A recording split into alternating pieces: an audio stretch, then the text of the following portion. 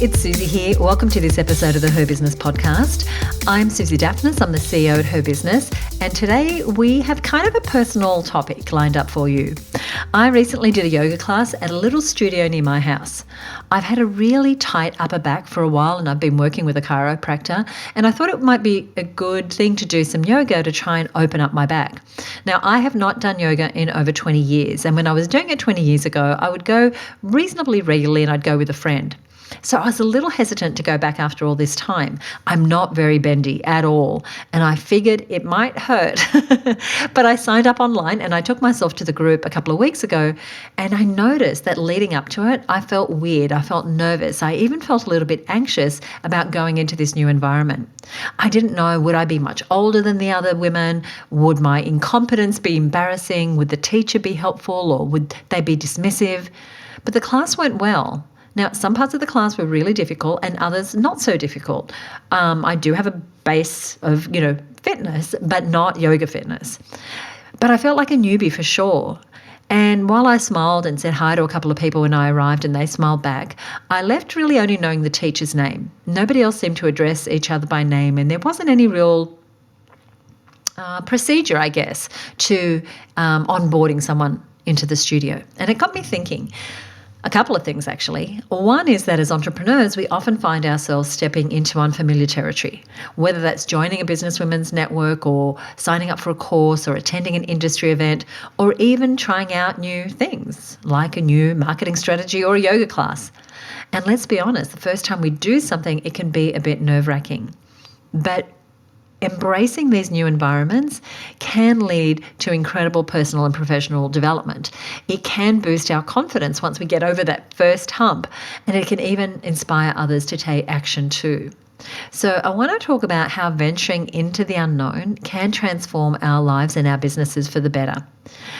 So as I said, as it was for me, stepping into the unknown, it was intimidating, and stepping into the unknown in any part of your business can be intimidating, but it's in those moments of uncertainty that we have the greatest potential for growth ahead of us. When we push ourselves outside of our comfort zones, something that I don't love to do, if I'm really honest, we expand our horizons, we learn new skills, we gain fresh perspectives. And if you've been in business for a while, like I have, you know what you do, you do it well, you've been doing it for a long time. I know that I probably took more risks. I probably stepped into more unknown situations when I was new in business than I do now. So it's a really good reminder to keep stepping out. Now, I know that our confidence can take a bit of a hit when we find ourselves in new environments. Mine sure does. It sure did, going back to yoga. But here's the truth. Confidence is something that we can develop. So don't worry if you're not feeling like a rock star right away in your business or right now in your business, because maybe you've been up leveling, maybe you're trying new things, and that discomfort, is part of the process. So be patient with yourself. Get people around you who know what they're doing. Get the coaching, get the support. You don't have to try and figure it out on your own. Because here's the thing, as business owners, we're already doing so much and we've achieved so much. You are likely an expert in what you do with years of experience. But when you do try something new, like going to a retreat or joining a mastermind or joining a business group like ours, it can be tricky in the beginning to find your way. Every time we welcome new members to the HerBusiness network, I sense those nerves of being new. Am I going to be good enough? Are these women going to be my tribe? That's why we do two things. One is that our new members get a call from one of the HerBusiness team to welcome them and to let them know how things work. Because sometimes, our nerves are because you don't know where things are or how they work and how you fit in. Because I know just not knowing where to find things or how to behave can be stressful. With my yoga example, I don't know, for example, where the bathrooms are. Nobody pointed to them. I didn't see a sign. And I noticed at the end of the class that people grabbed a sanitizer wipe and they wiped down their mat. So I just followed suit. There was no kind of instruction. Now, maybe I'm a bit detail-oriented, but when someone joins your world, how do you make it easy for them to know how to be, how to behave, what to expect? So building in some level of onboarding or instruction to make people comfortable is so important. The other thing that we do is we have a whole onboarding hub, an online hub that walks people through in small, short videos, all the different aspects of their membership. So that's the service they're buying from us so that they know how to be. When someone joins our mastermind, we actually have 2 welcome sessions where we give them the lay of the land. And we explain how things work inside the Facebook group, inside the 2-day programs, inside the mastermind. And while that level of detail may not be as important to some people, generally anytime anyone is stepping outside of their comfort zone, I like to think about how can I make it a little more comfortable, especially if they're introverted or really new at something. It can be a really big help. Now, joining a new community, whether it is a business women's network or a yoga class, it really gives us an opportunity to connect with like-minded individuals. Now, I don't know how much I have in common with the women that go to this yoga studio, but I do know that when I'm joining a course or a mastermind or a business group, I'm definitely and specifically interested in being around like-minded business owners. And surrounding ourselves with people from diverse businesses, I think enhances our perspectives. It's one of the things I love about HerBusiness is it's not an industry association. There's women from all sorts of businesses. Some sell products, some sell services, some are selling low-cost items, some really expensive services. They're in all sorts of industries. And this helps us, one, open up our eyes to how businesses of all types work. And it also just helps us build a support network that is diverse. And that network is for our professional growth, but it's also for the personal relationships that often last years. So many of our members are business besties, but they're also each other's support systems in life. And these relationships lead to collaboration, and the connections can lead to unexpected partnerships that propel our businesses forward. I know some of my very best friends are from a course I did 30 years ago. 30 years ago was one of the first personal development courses I did, and I still have friends for there because when people have a shared experience working with you, they create their own bonds. And that's something we really try and foster inside of HerBusiness. Because in these new environments, sometimes it can be natural to want to show everyone that you're accomplished and you're competent and guns are blazing. But here's the secret sauce. It's just as important to show your vulnerability and your authenticity. That can really help you create deeper connections in these new environments. And so whether it's sharing a story or a struggle or where you haven't got it all figured out, or a success or a win, you can create an environment that encourages others to do the same. That's why inside our culture, we have specific ways that we lift each other up, that we celebrate our successes, that we celebrate our wins, that we promote what we do, that we brag about our achievements. And so that's all built into the culture. So have a think about what sort of culture you are building with your communities, with your environments that allow people to show vulnerability, to show authenticity, to deepen connections. One of the things that I work really hard to maintain in our culture is the culture of being real and vulnerable and really creating an atmosphere of trust and openness, of collaboration over competition. Now, that doesn't mean that we have pity parties and that we don't hold each other to account to grow our businesses. We do. In fact, we have accountability groups that members can join for free to help them work with other business owners to set and get their most important goals and to have a sounding board and someone to be accountable to. Now, this not only helps us grow, but it also uplifts the entire community around us. And it's the exact reason why I belong to communities where I may not be comfortable with the feedback and advice or the push that I get, but I know that's what I need to keep me on track because those people are invested in me getting my goals.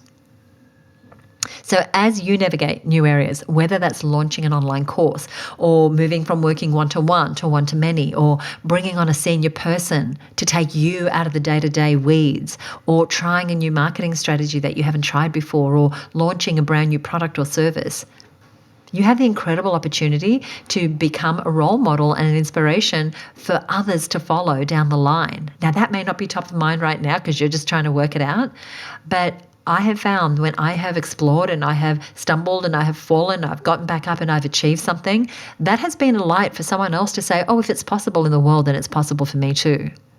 So just like those super bendy women in the yoga class, they're inspiring to me. I love that they can do what they can do. And while I may never get to where they are in their yoga practice, pretty much guarantee that, I'll further my practice because they're showing me what's possible. They'll show me that I can go that little further, that my body is able to do perhaps more than I'm asking it to do right now. And it's the same with the members of the HerBusiness Network. While one woman is knocking on the door of a $100,000 business, another might be able to see $1 million turnover in the next year. It doesn't matter. Those numbers don't matter.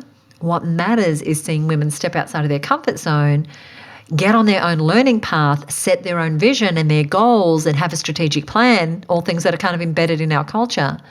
And each one is risking and exploring and stretching themselves in different ways. And our willingness to take risks and to explore uncharted territories can really motivate others to do the same. When we're trying something new and we find success, we inspire others to do the same.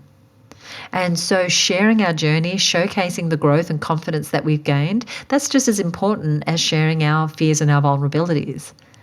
That's not something to hide because we become a catalyst for the change and empowerment of others too.